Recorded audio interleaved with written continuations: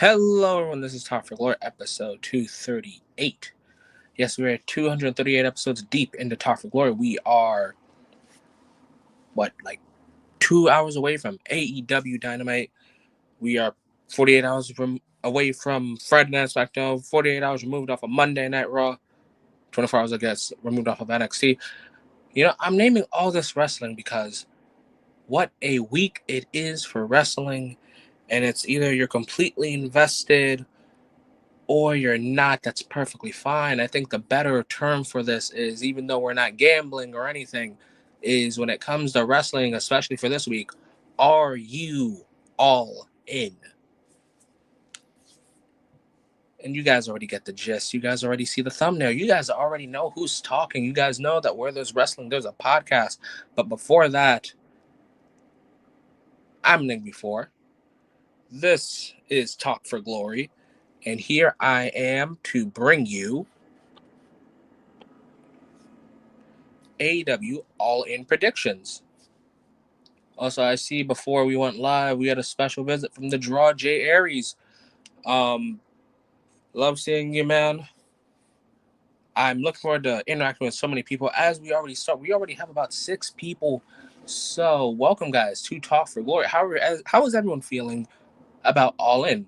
And if you're not watching All In, perfectly fine. We all have our preferences. What on the wrestling calendar this week are you guys looking forward to? As you guys comment that down below,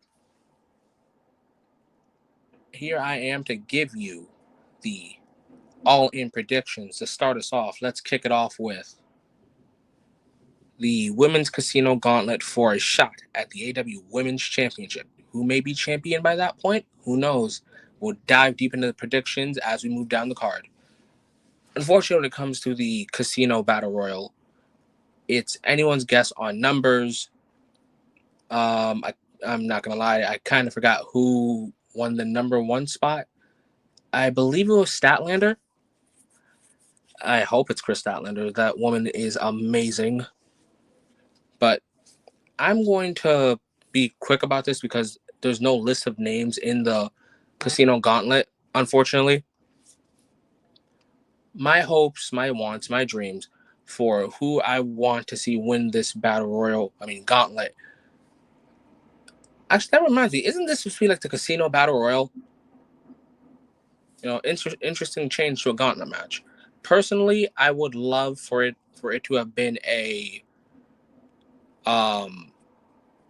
personally, I would have loved for it to be a ladder match, but that's me. Actually, I'll ask that as well. Guys, when it comes to All In and its number 1 contender matches, which do you prefer? Gauntlet matches, battle royals, or ladder matches? You guys let me know.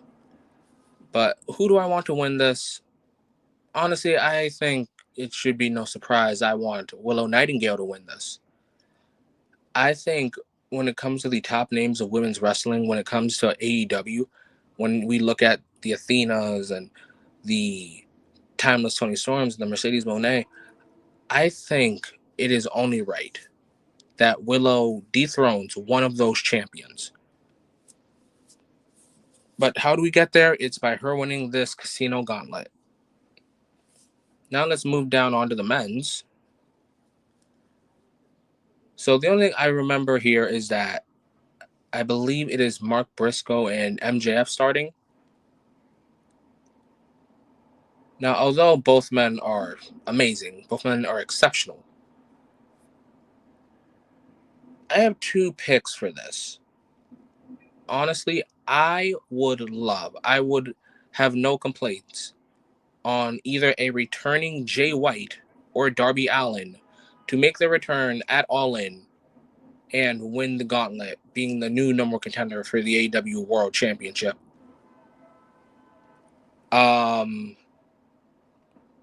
Honestly, when it comes to surprises in the gauntlet match, I'm not really looking for anything.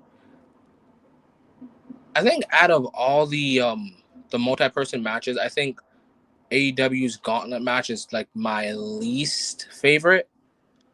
Just because the whole, like, yes, we get to see this person and that person, but I'm not a fan of like you can win at the idea of, oh, if you like pin like the third superstar, the fourth superstar, the fifth superstar, like who knows? Maybe there were like 21 people waiting, but because someone won at like number 9, that just like wasted everyone else's time.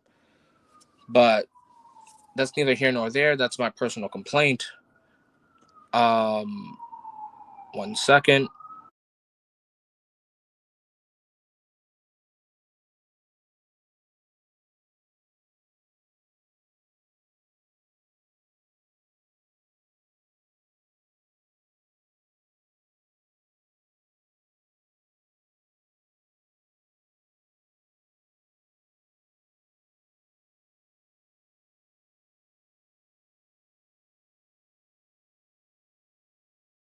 Okay, I'm back. Apologies for the noise, but that doesn't matter anyways. Um, so those are my thoughts. A returning Jay White or Darby to win the gauntlet.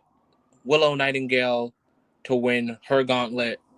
But now we're gonna dive into just it's not a championship, but it is definitely a position of power.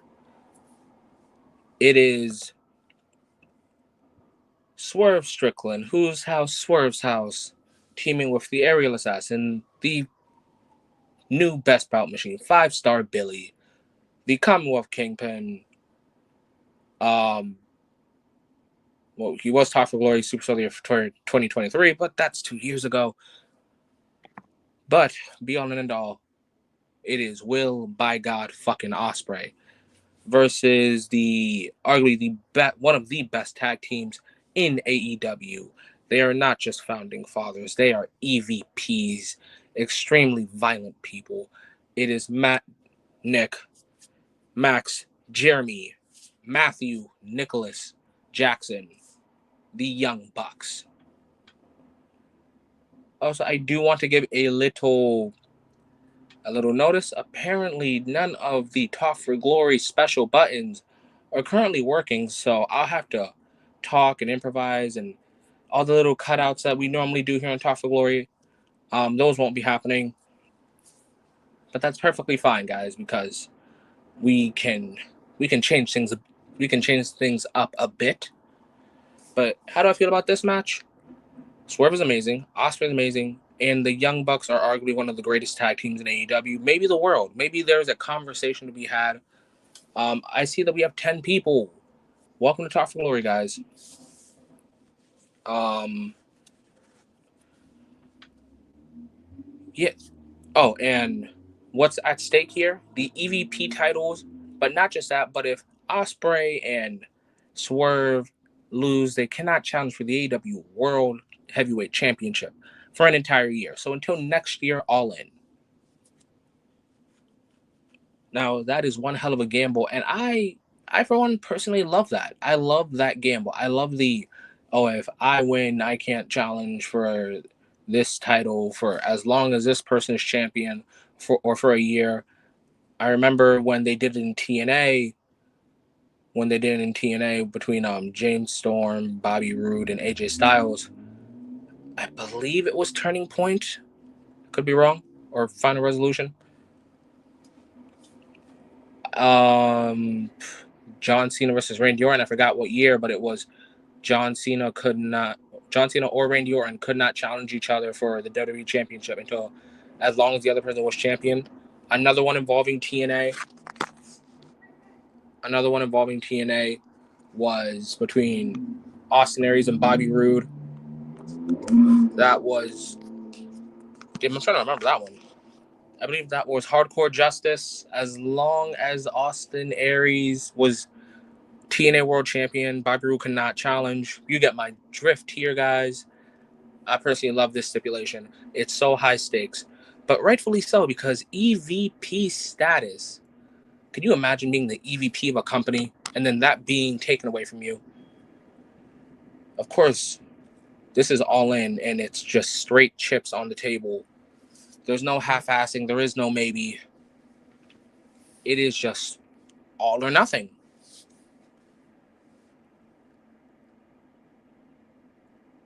But when it comes to tag team wrestling, the Young Bucks have it locked down pack. But Will Ospreay and Swerve Strickland have shown that whether we've teamed 1 time, 2 times, 10 times, 20 times, when the gears start moving and the pages start turning, they will be on the same page. Now, just because you're on the same page with your friend, does that mean you are a better tag team than brothers? No, I don't think so. I don't think with the little time they got to tag team together, I don't think that Ospreay and Swerve are a better tag team than the Young Bucks. But as the saying goes, work smarter, not harder. And little miscommunications can happen on both sides, but with so many things on the line, adrenaline, fighting spirit, whatever you call it, those things could play a factor. And more importantly, that might be a thing that keeps Swerve and Ospreay in the world title picture and removes Matthew and Nicholas from the EVP status that they have in AEW. Now, let me play devil's advocate real quick. If the Young Bucks were to win, I could then see Will Ospreay and Swerve now thinking to themselves, all right, I can't do this, so let's go after the tag titles. And to go even a little further, and I know the whole joke, the whole shtick, AEW has too many titles, but I can genuinely see Swerve or Ospreay becoming AEW's first ever Grand Slam. So find the positive in the darkness. If Swerve and Ospreay are to lose, we keep Matt and Nick as EVPs, but who knows? Maybe this kickstarts the road to Grand Slam. Now let's talk about championships, where it is for the AEW TNT Championship. It is Adam Cole, baby, versus Kyle Fletcher for the TNT Championship in what feels like a grudge that has been held for far too long. Rightfully so, if you ask me. All in 2023. What is it, 70,000, 80,000 people? Beginning of the night, Aussie Open versus Better Than You, Baby. Arguably, Aussie Open's biggest crowd they've ever wrestled against. They lost. They lost to makeshift tag team Better Than You, Baby. And then Adam Cole and MJF go on to main event. Wow. Aussie Open fall down the card further and further and further. And it took some time, but Kyle Fletcher is finally back in Adam Cole's face. And what better form of vengeance than it would be to take the AEW TNT Championship? I love Adam Cole, I really do. But this TNT title run, mind you, I saw him win it at AEW Dynasty. I'm ready for him to lose it already. I'm so ready. And if I have to pick someone to rip the title away from him, from his cold dead hands, who better than the proto star, Kyle Fletcher?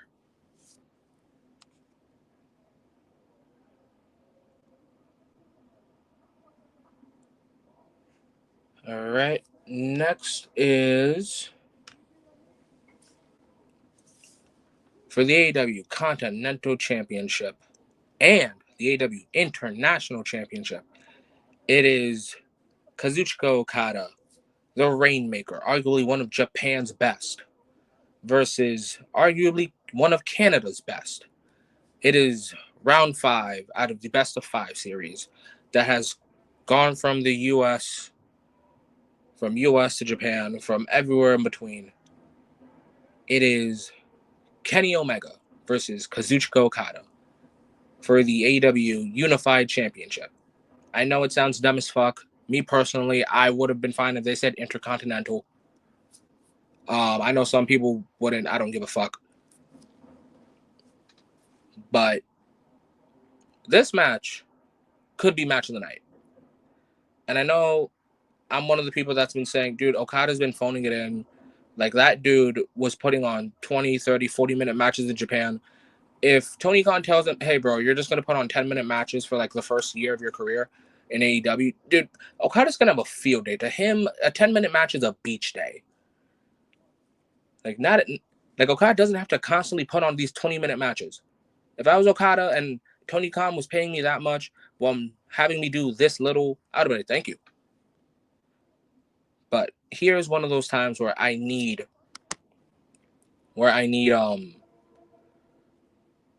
Okada to kick it into high gear. I need him to put on 25 minutes max. Who knows? Maybe this might even be Tough Warrior match of the year. And unfortunately, we can't have any graphics up right now. So, damn, that's going to be hard when I got to cue the socials. And some of you actually memorize that. But this is really who's who. And I'm happy that it's not the 2 out of 3 falls they had in New Japan. I watched it once, never again. It's not that it was bad. It's that I feel like that match for me personally was a watch it live and never look back. So this is my first time watching any Okada versus Omega match since 2018. I don't really go back and watch their matches. I think the only time I went back to watch one of their matches was their Wrestle Kingdom match. But the other ones I did not go back and watch. I did not watch the one they had in G1. I did not watch the one where they went to a time limit draw. I did not watch the 2 out of 3 falls after the first time. And to me, actually, let me ask that as well. Guys, what is your favorite Kenny Omega versus Kazuchika Okada match? Out of the 4, who knows, maybe that the upcoming match at All In may be your favorite one of all time. But out of the 4, what is your favorite Okada versus Omega match? Now, as we look at favorites and we look at history, it's time to look at the present and possibly the future. Who's got the W here? I'll say this. I think Okada would have been solid if this was the Okada of maybe 5 years ago. But this Okada that is phoning it in and is coasting off of these 10-minute, 5-minute matches, or 15-minute matches, Kenny is wrestling as though his career is on the line. And if that Omega steps into All In, steps into Texas against the Okada that is coasting, I think it's no debate who will be the next the new unified AEW champion. And that is Kenny by God Omega. All right, time to hit the co-main event. So for the AEW Women's Championship, it is Owen Hart Cup winner, the CEO, the Rev Pro, TBS, CMLL, all these belts. Not New Japan Strong though. Champion Mercedes Moné versus Tough for Glory's 2024 Superstar of the Year, Timeless Toni Storm, and the AEW Women's Champion. This is going to be spectacular. This is going to be a match that many will talk about. This might go down as one of Sasha's, Mercedes, whatever the hell you guys want to call her, one of her best matches of all time. This might be Tony's best match of all time, even though we're kind of all in agreement that it's currently Mariah May. But these two women are excellent, and I will never take that away from them. One moment.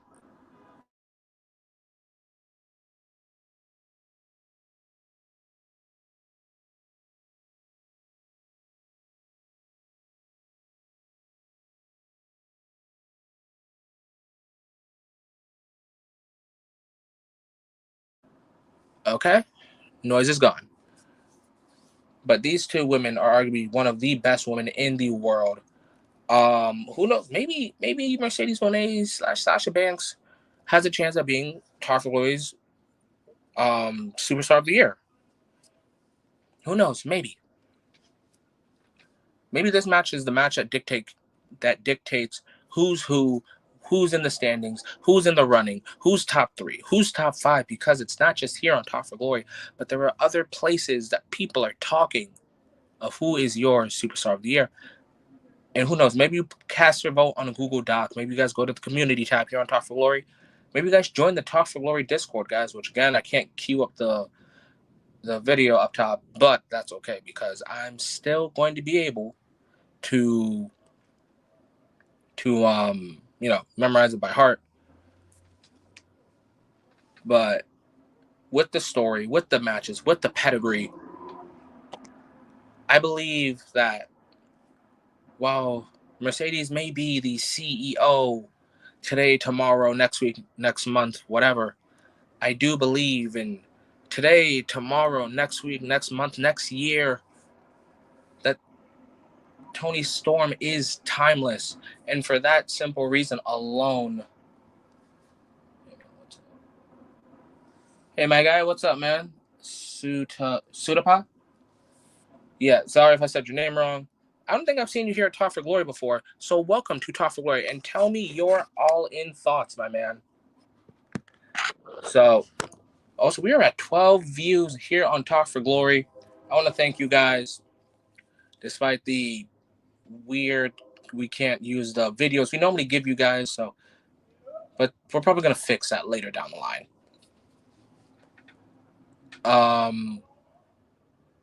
So back to what I was saying. The TV stays black and white when it comes to timeless Toni Storm, but the AEW Women's Championship does not move from her timeless hands. The AEW Women's Championship will be a belt that Mercedes will not collect.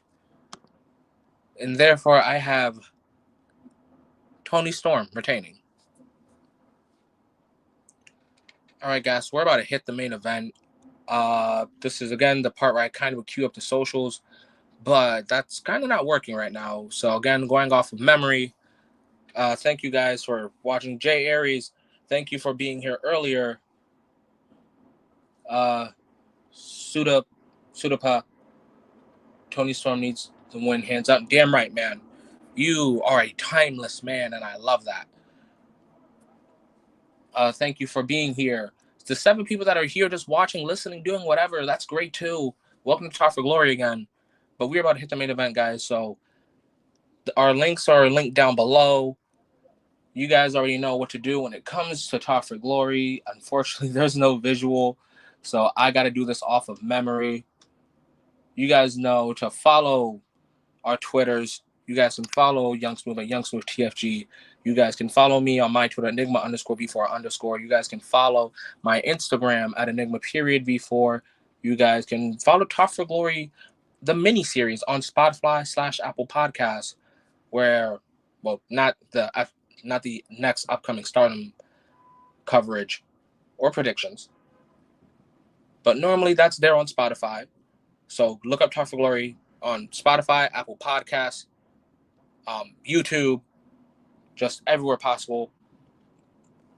And if you guys are into gaming, remember to follow Talk for Glory on our gaming channels. So mine is Enigma_V4_, and Smoove's is Smoove A1. And then remember, guys, join the Talk for Glory Discord. And if you guys are gamers yourselves, join add me and Smoove on our Xbos Gamertags. Enigma V4, no spaces. Smoove A1, the A1 is spaced. And remember, guys, the vote is in your hands this time. Join the Talk for Glory Awards Google Doc. Place your votes. Give us your thoughts. Join the Talk for Glory Discord. Let's socialize. Give us your wrestling thoughts even more. Tell us what you don't know. We'll tell you what we don't know. And let's see if we learn something about each other as we all enjoy Talk for Glory and as we enjoy the main event. So, AEW needs to do tone. You adopt new tailoring. Even though I'm more into WWE, I still believe Toni is arguably the best women's wrestler on the planet right now, and her and Rhea Ripley are neck and neck. Dude, I love that. Rhea is our 2023 Talk for Glory Women's Wrestler of the Year, while Toni Storm is our 2024. You can actually place your votes on the Google Doc. Me personally, I'm not going to say who I think is my current Women's Wrestler of the Year because the board is very spread it out.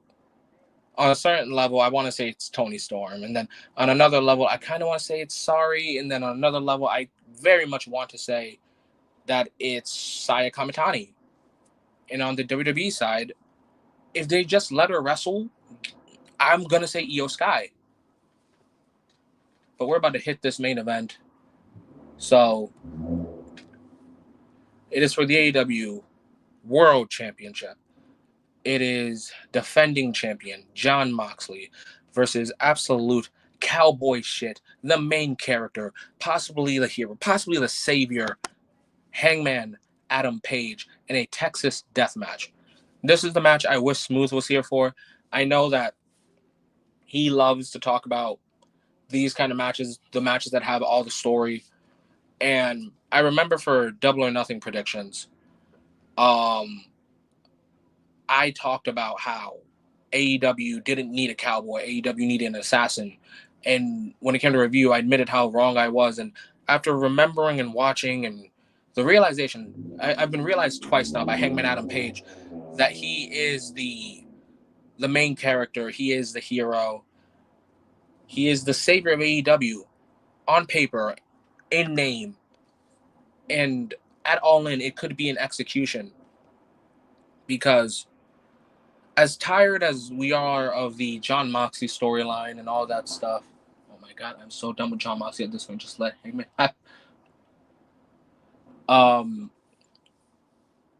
Yeah, dude. Like that's kind of my sentiment as well.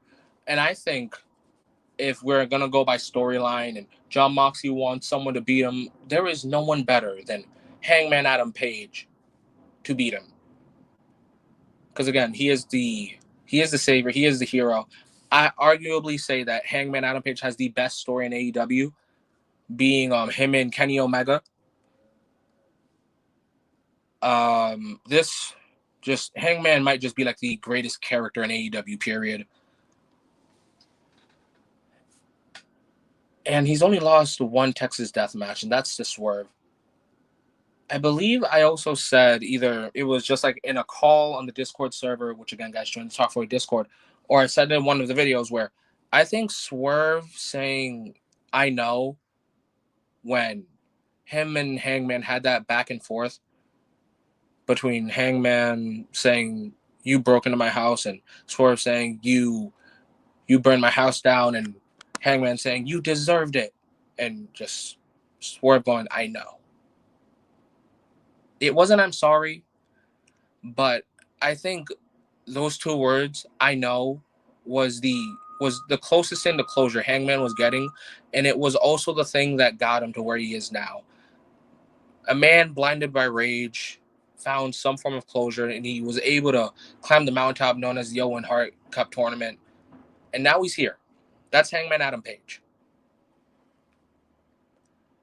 And I think the AEW World Championship is the perfect cap off to his story, to his redemption, to his rise to the top. Do you prefer Adam Page as a heel, or you think he's just a natural babyface? Great question. Great question. So I kind of get that question a lot when it comes to anyone that was in Bullet Club. As much as I love the Hangman stuff that he was doing at ROH and just like the elite stuff he was doing in New Japan, I honestly believe that Hangman was born to be a babyface. I think for the most part, people that join Bullet Club, like they force themselves to become heels. And you only see that it's a forced heel act when you see how much of a natural babyface they are. Because like when he was, I guess, a heel in AEW after the whole Swerve stuff, I never really saw Hangman as a heel. I saw him as just a man trying to get justice, a man that just wanted vengeance. But yeah, to answer your question, Subata or Sudaba, I'm sorry, but yeah, to answer, I prefer him as a natural babyface. And to me, he's just the main character of AEW. He's gonna be the hero. He's gonna be the cowboy. I'm hoping he comes into All In with his old theme song. It's gonna get probably the pop of the night. And I hope by the end of this, we have a new AEW World Champion in Hangman Adam Page. For Darby fans like myself, he can wait. I'm sorry. He chose the mountain. Darby Allin chose the mountain. Hangman chose AEW. There's nothing more to say. I need this man to be AEW World Champion. But, guys, that was everything. That was my all-in predictions. I'm curious to know what yours are. We got about maximum 12 people here. So thank you guys that will be listening.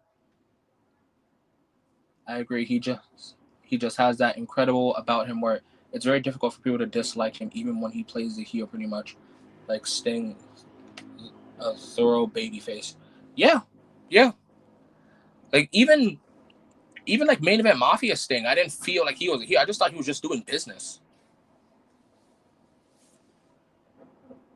But yeah, guys, that was predictions. I had so much fun talking about this. I was looking forward to this. Hopefully by the time the next Tough Lawyer upload comes up, we can get the buttons and the funny moments that we normally do. But guys, let me know your AEW All-In predictions. Comment them down below. Let me know in the Talk for Glory Discord. If it's not linked down below already, it's probably in community tabs. But for the most part, guys, I hope you guys have a great day. Stay safe. Well, great day and or night. Stay safe.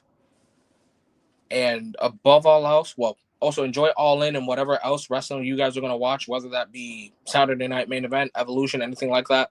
Enjoy wrestling, guys.